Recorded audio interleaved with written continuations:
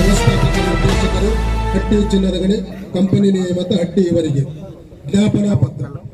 ಸನ್ಮಾನ್ಯರೇ, ಭಾರತ ದೇಶದಲ್ಲಿ ಚಿನ್ನವು ಅನೇಕ ಕಡೆಗಳಲ್ಲಿ ದೊರೆಯುತ್ತಿದ್ದು ಅದರಲ್ಲಿಯೂ ಕರ್ನಾಟಕ ರಾಜ್ಯದ ಹಟ್ಟಿಯಲ್ಲಿ ಚಿನ್ನದ ನಿಕ್ಷೇಪಗಳು ಹೇರಳವಾಗಿರುವುದರಿಂದ ಕರ್ನಾಟಕವನ್ನು ಕನ್ನಡ ನಾಡು ಚಿನ್ನದ ಬೀಡು ಎಂದು ಕರೆದಿರುವುದು ಕನ್ನಡಿಗರಾದ ನಮ್ಮೆಲ್ಲರಿಗೂ ಹೆಮ್ಮೆಯ ವಿಷಯ.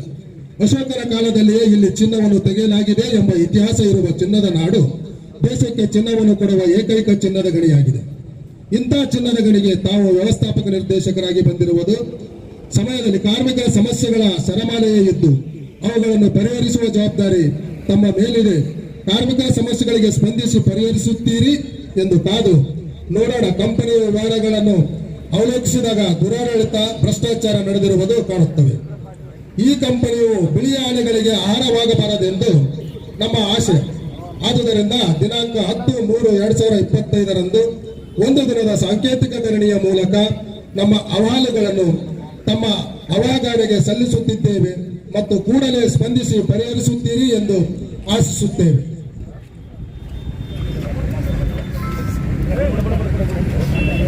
ಒಂದನೇ, ಸ್ವಯಂ ನಿವೃತ್ತಿ ಯೋಜನೆ. ವೈದ್ಯಕೀಯ ಅನರ್ಹತೆಯ ಆಧಾರದ ಮೇಲೆ ಮಕ್ಕಳಿಗೆ ಕೆಲಸ ಜಾರಿ ಮಾಡುವುದು. ಹಟ್ಟಿ ಚಿನ್ನದ ಗಣಿಯು ಅತ್ಯಂತ ಹಿಂದುಳಿದ ಪ್ರದೇಶದಲ್ಲಿದ್ದು ನಿರ್ದಿಷ್ಟವಾಗಿ ಈ ಕಂಪನಿಯನ್ನು ಹೊರತುಪಡಿಸಿ ಯಾವುದೇ ಕೈಗಾರಿಕಾ ಅಭಿವೃದ್ಧಿ ಇಲ್ಲದಿರುವುದರಿಂದ ಇಲ್ಲಿ ಉದ್ಯೋಗದ ಅವಕಾಶಗಳು ಶೂನ್ಯ. ಆದುದರಿಂದ ಎಲ್ಲ ಕಾರ್ಮಿಕರ ಮಕ್ಕಳು ಅವಲಂಬಿತರು ಹಟ್ಟಿ ಚಿನ್ನದ ಗಣಿಯಲ್ಲಿ ಕೆಲಸ ಪಡೆಯಲು ಉತ್ಸಾಹರಾಗಿರುತ್ತಾರೆ. ಇನ್ನೊಂದು ಕಡೆ ಹಟ್ಟಿ ಚಿನ್ನದ ಗಣಿ ಏಕೈಕ ಭೂ ಅಂತರ್ಗತ ಭೂ ಕೆಳಮೈ ಚಿನ್ನದ ಗಣಿಯಾಗಿದ್ದು ಸಾಮಾನ್ಯವಾಗಿ ಔದ್ಯೋಗಿಕ ಅಪಾಯಗಳ ನಿರ್ದಿಷ್ಟವಾಗಿ ಗಣಿಯಲ್ಲಿ ಶ್ವಾಸಕೋಶದ ಸಮಸ್ಯೆಗೆ ಕಾರಣವಾಗುವ ಸಿಲಿಕೋಸಿಸ್, ಕ್ಷಯ ರೋಗದಂತ ಗಂಭೀರ ಅನಾರೋಗ್ಯ ಸಮಸ್ಯೆಗಳಾಗುತ್ತವೆ. ಇಂಥ ಸಮಸ್ಯೆಗಳಿಂದ ಕಾರ್ಮಿಕರಲ್ಲಿ ಅಂಗವೈಫಲ್ಯತೆ ಮತ್ತು ತೀವ್ರ ಅಶಕ್ತತೆ ಕಾರಣವಾಗುತ್ತದೆ.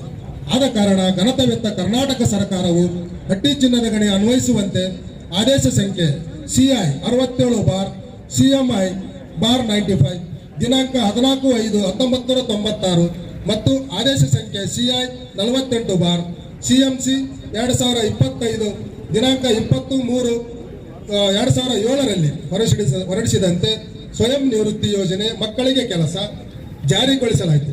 ಇದರಿಂದ ಬಹಳಷ್ಟು ಕಾರ್ಮಿಕರು ಲಾಭ ಪಡೆದುಕೊಂಡರು. ಇತ್ತಿತ್ತಲಾಗಿ ಆಡಳಿತ ವರ್ಗ ದಿನಾಂಕ 20/11/2023 ಪ್ರಕಟಣೆ ಹೊರಡಿಸಿ ಕಂಪನಿಯು ಸ್ವಯಂ ಸೇವೆಯಿಂದ ವೈದ್ಯಕೀಯ ಅನರ್ಹತೆ ಅರ್ಜಿ ಸಲ್ಲಿಸಲು ಕೇಳಿಕೊಂಡಿದ್ದರು. ಅದರಂತೆ ಸುಮಾರು 650 ಜನ ಕಾರ್ಮಿಕರು ಅರ್ಜಿಯನ್ನು ಸಲ್ಲಿಸಿದ್ದರು.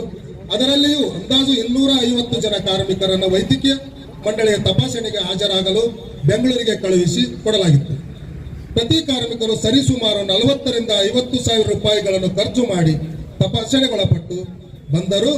ಆದರೆ ಇಲ್ಲಿಯವರೆಗೂ ಯಾವುದೇ ವೈದ್ಯಕೀಯ ವರದಿ ಬಂದಿಲ್ಲ ಅಥವಾ ಬಂದರೂ ಜಾರಿಗೊಳಿಸಿಲ್ಲ ಎಂಬುದು ತಿಳಿಯದಾಗಿದೆ. ಆದುದರಿಂದ ಕೂಡಲೇ ಆಡಳಿತ ವರ್ಗ ಸ್ವಯಂ ನಿವೃತ್ತಿ ಯೋಜನೆ ಅಥವಾ ವೈದ್ಯಕೀಯ ಅನರ್ಹತೆ ಜಾರಿಗೊಳಿಸಿ ಕಾರ್ಮಿಕರ ಮಕ್ಕಳಿಗೆ ಕೆಲಸ ಒದಗಿಸಬೇಕೆಂದು ನಮ್ಮ ಒಕ್ಕೂರಿನ ಬೇಡಿಕೆಯಾಗಿದೆ. ಎರಡನೆಯದಾಗಿ, ಉತ್ಪಾದನೆ ಆಧಾರಿತ ಪ್ರೋತ್ಸಾಹಧನ ಕೊಡುವ ಬಗ್ಗೆ PLIB. ಹಟ್ಟಿ ಚಿನ್ನದ ಗಣಿ 2016 ಮತ್ತು 17ರಲ್ಲಿ 1580 kg ಚಿನ್ನವನ್ನು ಹಾಗೂ 2017-18ರಲ್ಲಿ 1639 kg, 2018-19ರಲ್ಲಿ 1661 kg, 2019-20ರಲ್ಲಿ 1724 kg, 2020-21ರಲ್ಲಿ 1115 kg, 2021-22ರಲ್ಲಿ 1238 kg, 22-23ರಲ್ಲಿ 1444 kg ಚಿನ್ನವನ್ನು ಉತ್ಪಾದಿಸಿ ದಾಖಲೆ ಮಾಡಿದೆ ಮತ್ತು 100 ಕೋಟಿ ರೂಪಾಯಿಯ ನಿವ್ವಳ ಲಾಭ ಗಳಿಸಿದೆ. 2023-24ರಲ್ಲಿ 1553 kg ಚಿನ್ನವನ್ನು ಉತ್ಪಾದಿಸಿ 239 ಕೋಟಿ ನಿವ್ವಳ ಲಾಭ ಗಳಿಸಿದೆ. ಕಂಪನಿಯು ಲಾಭಾಂಶದಲ್ಲಿ 30% ಅಂದರೆ 89 ಕೋಟಿ ರೂಪಾಯಿ ಡಿವಿಡೆಂಡ್ ಫಂಡ್ ಹಾಗೂ ಮುಖ್ಯಮಂತ್ರಿಗಳ ಪರಿಹಾರ ನಿಧಿಗೆ 5 ಕೋಟಿ ರೂಪಾಯಿಯನ್ನು ನೀಡಲಾಗಿದೆ. ಅಂದರೆ ಒಟ್ಟು 94 ಕೋಟಿ ರೂಪಾಯಿ ಸರ್ಕಾರಕ್ಕೆ ನೀಡಲಾಗಿದೆ.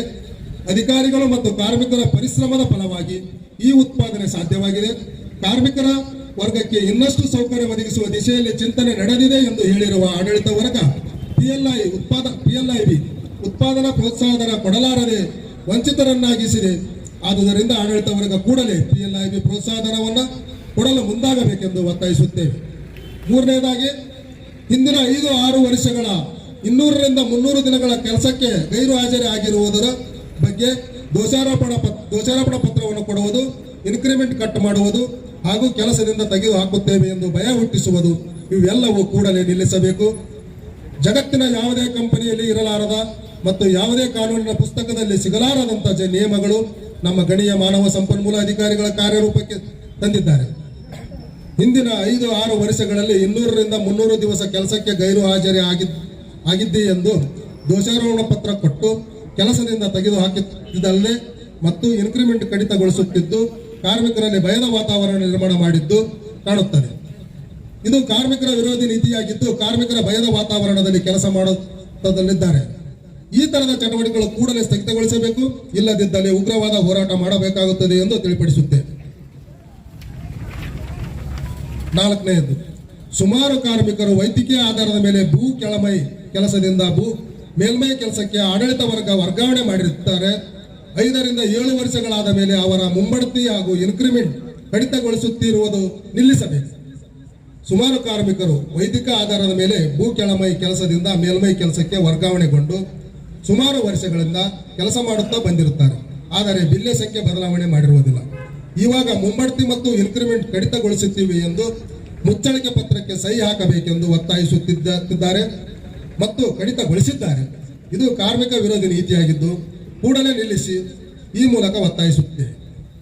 5ನೇದು, ಹಟ್ಟಿ ಚಿನ್ನದ ಗಣಿ ಉಳಿಸಿ ಮತ್ತು ವಿಲೇಜ್ ಶಾಫ್ಟ್ ಅಭಿವೃದ್ಧಿಪಡಿಸಿ. ಹಟ್ಟಿ ಚಿನ್ನದ ಗಣಿಯಲ್ಲಿ ಸಾವಿರಾರು ಕಾರ್ಮಿಕರು ರಾತ್ರಿ ಹಗಲೆನ್ನದೆ ನಿರಂತರವಾಗಿ ಕೆಲಸ ಮಾಡುತ್ತಿದ್ದಾರೆ. ಆದರೆ ಇಂಥ ಕಾರ್ಮಿಕರ ಬೆವರ ಫಲವನ್ನು ಕಸಿದುಕೊಂಡು ಕೋಟಿ ಹಣವನ್ನು ಲಪಟಾಯಿಸಲು ಕಂಪನಿ ಹೆಸರಲ್ಲಿ ಕೆಲವು ಕದಿಮರು ಪೈಪೋಟಿ ನಡೆಸುತ್ತಿದ್ದಾರೆ. ಅಂತ ಕದಿಮ ಕಂಪನಿಗಳಲ್ಲಿ ಒಂದಾದ ಟೆಕ್ನೋಮೈನ್ಸ್ ಕನ್ಸ್ಟ್ರಕ್ಷನ್ ಲಿಮಿಟೆಡ್ ಕಂಪನಿ ಈ ಕಂಪನಿಗೆ ಜಾರ್ಜ್ ಎಂಬ ಬಿಟ್ಟಿ ಗಿರಾಕಿ ಪ್ರಧಾನ ವ್ಯವಸ್ಥಾಪಕನಾಗಿದ್ದಾನೆ. ಈತ ಹಟ್ಟಿ ಚಿನ್ನದ ಗಣಿ ಅಧಿಕಾರಿಗಳನ್ನು ಬಳಸಿಕೊಂಡು ಗುತ್ತಿಗೆ ಪಡೆದು ಕೋಟಿ ಗೆಬರಿಕೊಳ್ಳುತ್ತಿದ್ದಾನೆ. ಇವನಿಗೆ ಹಟ್ಟಿಯ ಉನ್ನತ ಅಧಿಕಾರಿಯಿಂದ ಮೊದಲುಗೊಂಡು ಯಾವ್ಯಾವ ಅಧಿಕಾರಿಗಳಿಗೆ ಯಾವ ರೀತಿಯ ಸೇವೆ ಮಾಡಬೇಕೆಂಬುದು ಸ್ಪಷ್ಟವಾಗಿಯೇ ಗೊತ್ತಿದೆ. ಅವರು ಸಹಕಾರದಿಂದಲೇ ಹಟ್ಟಿ ಚಿನ್ನದ ಗಣಿ ಸಾಮಗ್ರಿಗಳನ್ನೇ ತನ್ನ ಕೆಲಸಕ್ಕೆ ಬಳಸಿಕೊಳ್ಳುತ್ತಿದ್ದಾನೆ. ಹೀಗಿರುವಾಗ ಮತ್ತಾರಿಗೆ ದೂರು ನೀಡಬೇಕು ಅಂತ ಪ್ರಾಮಾಣಿಕ ಅಧಿಕಾರಿಗಳು ಗೋಳಾಡುತ್ತಿದ್ದಾರೆ. ಇಂಥ ಬಿಟ್ಟಿ ಗಿರಾಕಿ ಡಿ ವಾಟರಿಂಗ್ ನೀರು ಮೇಲೆತ್ತುವುದು ಒಂದರಲ್ಲಿಯೇ 100 ಕೋಟಿ ಗೆಬರಿಕೊಂಡಿದ್ದಾನೆ ಮತ್ತು ಉನ್ನತ ಅಧಿಕಾರಿಯಿಂದ ಮೊದಲುಗೊಂಡು ಕೆಲವು ಅಧಿಕಾರಿಗಳಿಗೆ ಸೇವೆ ಮಾಡಿ ದೊಡ್ಡ ಬಹುಮಾನವನ್ನು ಕೊಟ್ಟಿದ್ದಾನೆ. ಇವಾಗೆ ಮಲ್ಲಪ್ಪ ಶಾಪ್ಟಿಗೆ ಬಂದು ಒಕ್ಕರಿಸಿಕೊಂಡಿದ್ದಾನೆ. ಟಿಸಿಎಲ್ ಕಂಪನಿಯನ್ನು ಹಟ್ಟಿಯಿಂದ ಓಡಿಸಬೇಕಾಗಿದೆ. ಮತ್ತೊಂದೆಡೆ ಹಟ್ಟಿ ಚಿನ್ನದ ಗಣಿಯಲ್ಲಿ ಅಭಿವೃದ್ಧಿಯ ಕೆಲಸ ಸಂಪೂರ್ಣ ಸ್ಥಗಿತಗೊಂಡಿದೆ. ಇದ್ದ ಕೆಲವು ಗೊತ್ತಾದ ಸ್ಥಳಗಳಲ್ಲಿ ಕೆಲಸ ಮುಂದುವರಿಸಿಕೊಂಡು ಹೋಗುತ್ತಿದ್ದಾರೆ. ಹೆಚ್ಚಿನ ಗಣಿಯ ಅಭಿವೃದ್ಧಿ ಚಟುವಟಿಕೆಗಳ ವೇಗವಾಗಿ ಪ್ರಾರಂಭಗೊಳಿಸಬೇಕಾಗಿದೆ. ಇಲ್ಲದಿದ್ದಲ್ಲಿ ಮುಂದಿನ ದಿನಗಳಲ್ಲಿ ಅದಿರು ಮತ್ತು ಬಂಗಾರ ಸಿಗುವುದು ಕಷ್ಟಕರ ಆದುದರಿಂದ ಕೂಡಲೇ ಗಣಿ ಅಭಿವೃದ್ಧಿ ಪ್ರಾರಂಭಿಸಬೇಕೆಂದು ಒತ್ತಾಯಿಸುತ್ತೇವೆ. ಇದೇ ಸಮಯದಲ್ಲಿ ವಿಲೇಜ್ ಶಾಫ್ಟ್ ಅಭಿವೃದ್ಧಿಪಡಿಸುವುದನ್ನು ಬಿಟ್ಟು ಅಲ್ಲಿದ್ದ ಎಲ್ಲಾ ಕಾರ್ಮಿಕರನ್ನು ಬೇರೆಡೆ ಸ್ಥಳಾಂತರಿಸಿ ಅದು ಕೂಡ ಟೆಕ್ನೋ ಕನ್ಸ್ಟ್ರಕ್ಷನ್ ಲಿಮಿಟೆಡ್ ಕಂಪನಿಗೆ ಗುತ್ತಿಗೆ ಕೊಡುವ ಹುನ್ನಾರ ನಡೆದಿದೆ ಮತ್ತು ಕಂಪನಿ ಉನ್ನತ ಅಧಿಕಾರಿಗಳು ಗುತ್ತಿಗೆದಾರರು ಟಿಸಿಎಲ್ ಜೊತೆಗೂಡಿ ಅವ್ಯವಹಾರ ವಾಸನೆ ಬರುತ್ತಿದೆ. ವಿಲೇಜ್ ಶಾಫ್ಟ್ನಲ್ಲಿ ಸಾಕಷ್ಟು ಅಭಿವೃದ್ಧಿ ಪಡಿಸುವಂತಹ ಗೊತ್ತಾದ ಸ್ಥಳಗಳಿದ್ದು ಅವುಗಳನ್ನು ನಮ್ಮ ಕಾರ್ಮಿಕರಿಂದಲೇ ಅಭಿವೃದ್ಧಿಪಡಿಸಬಹುದು.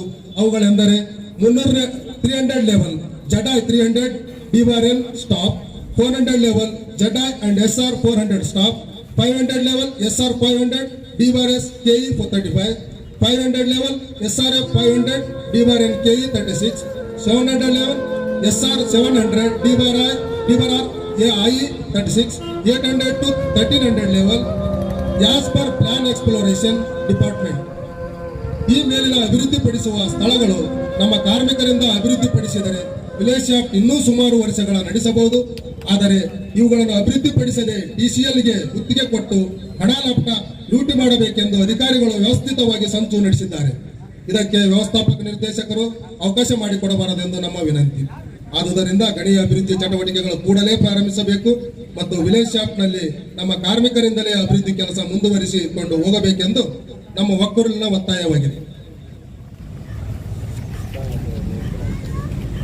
6ನೇದು, ಗುತ್ತಿಗೆ ಪದ್ಧತಿ ರದ್ದುಪಡಿಸಿ ಹಟ್ಟಿ ಚಿನ್ನದ ಗಣಿಯಲ್ಲಿ ಎಲ್ಲಿ ನೋಡಿದರಲ್ಲಿ ಗುತ್ತಿಗೆ ಕಾರ್ಮಿಕರೇ ಕಾಣುತ್ತವೆ.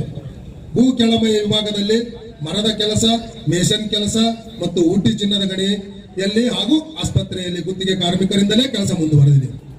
ಇವರನ್ನು ನೇಮಿಸಿಕೊಳ್ಳಲು ಕೆಲವು ಗುತ್ತಿಗೆದಾರರು ಪೈಪೋಟಿ ನಡೆಸುತ್ತಿದ್ದಾರೆ. ಇಂತಹ ಗುತ್ತಿಗೆದಾರರು ಗಣಿಯ ಅಧಿಕಾರಿಗಳನ್ನು ಪಳಗಿಸಿಕೊಂಡು ಲಕ್ಷ ಗೆಬರಿಕೊಳ್ಳುತ್ತಿದ್ದಾರೆ ಮತ್ತು ಯಾವ ಅಧಿಕಾರಿಗಳಿಗೆ ಸೇವೆ ಮಾಡಬೇಕೆಂದು ಸ್ಪಷ್ಟವಾಗಿ ಗೊತ್ತಿದೆ. ಇದರಿಂದ ಕಂಪನಿಗೆ ಭಾರಿ ನಷ್ಟವಾಗುತ್ತಿದೆ. ಆದ್ದರಿಂದ ಕೂಡಲೇ ಗುತ್ತಿಗೆ ಪದ್ಧತಿಯನ್ನು ನಿಲ್ಲಿಸಿ ಕಾರ್ಮಿಕರ ಮಕ್ಕಳಿಗೆ ಹಾಗೂ ಸ್ಥಳೀಯರಿಗೆ ಕಂಪನಿಯಿಂದಲೇ ಕ್ಯಾಶುವಲ್ ಎಂದು ನೇಮಿಸಿಕೊಂಡು ಮೇಲಿನ ವಿಭಾಗದ ಕೆಲಸಗಳನ್ನು ಮುಂದುವರಿಸಿಕೊಂಡು ಹೋಗಬೇಕೆಂದು ನಮ್ಮ ನಮ್ರ ವಿನಂತಿ. ಕೊನೆಯದಾಗಿ ಮೇಲೆ ವಿಶ್ಲೇಷಣೆ ಮಾಡಿದ ಎಲ್ಲಾ ವಿಷಯಗಳು ತಾವು ಸ್ಪಷ್ಟವಾಗಿ ಗಮನಿಸಿ ಇಲ್ಲಿಯ ಭ್ರಷ್ಟ ಅಧಿಕಾರಿಗಳಿಂದ ಮತ್ತು ಗುತ್ತಿಗೆದಾರರಿಂದ ಅಡ್ಡಿ ಚಿನ್ನದ ಗಣಿ ಉಳಿಸಬೇಕು ಮತ್ತು ಕಾರ್ಮಿಕರ ಹಿತಚಿಂತನೆ ಮತ್ತು ಕಾರ್ಮಿಕರ ಮೇಲಾಗುವ ದಬ್ಬಾಳಿಕೆ ತಡೆಯಬೇಕೆಂದು ಒಕ್ಕೂರಿನ ಒತ್ತಾಯವಾಗಿದೆ. ಯಾವುದಕ್ಕೂ ತಾವು ತೆಗೆದುಕೊಳ್ಳುವ ಕ್ರಮವನ್ನು ಎದುರು ನೋಡುತ್ತೇವೆ. ವಂದನೆಗಳೊಂದಿಗೆ ಮನವಿ ಪತ್ರದ ಬಗ್ಗೆ ನಮ್ಮ ಮನವಿ ಬಗ್ಗೆ ತಮ್ಮ 4 ಅಭಿಪ್ರಾಯಗಳನ್ನು ತಿಳಿಸಬೇಕು ಅಂತೇಳಿ ಈ ಸಂದರ್ಭದಲ್ಲಿ ನಾನು ಅವರನ್ನು ಆಕಳು ಪಕ್ಷದ ವತಿಯಿಂದ ಕೇಳಿಕೊಳ್ಳುತ್ತೇನೆ. ಎಲ್ಲರಿಗೂ ನಮಸ್ಕಾರ. ಆಕಳ ಪಕ್ಷ ಹಟ್ಟಿ ಘಟಕ ಈಗ ಜ್ಞಾಪನ ಪತ್ರವನ್ನು ಕೊಟ್ಟಿದ್ದಾರೆ, ಅದು ನಾನು ಸ್ವೀಕರಿಸಿದ್ದೇನೆ. ಈ ಒಂದು ಪತ್ರ ನಮ್ಮ ಮೇಲಧಿಕಾರಿಯವರಿಗೆ ತಲುಪಿಸಿ ಇದರ ಪ್ರಕಾರ ನಿಮ್ಗೇನು ಬೇಡಿಕೆ ಇದೆ ಅವರು ಸಲ್ಲಿಸ್ತೀನಿ, ಅವ್ರ ಮುಂದೆ ಕ್ರಮ ವಹಿಸ್ತಾರೆ ಅಂತ ಈ ಸಂದರ್ಭದಲ್ಲಿ ನಾನು ಹೇಳ್ತೇನೆ. ಈ ಮಾತಾಡೋದಕ್ಕೆ ನಿಮ್ಮೆಲ್ಲರಿಗೂ ವಂದಿಸಿ ನನ್ನ ಧನ್ಯವಾದಗಳು ಹೇಳ್ತೇನೆ.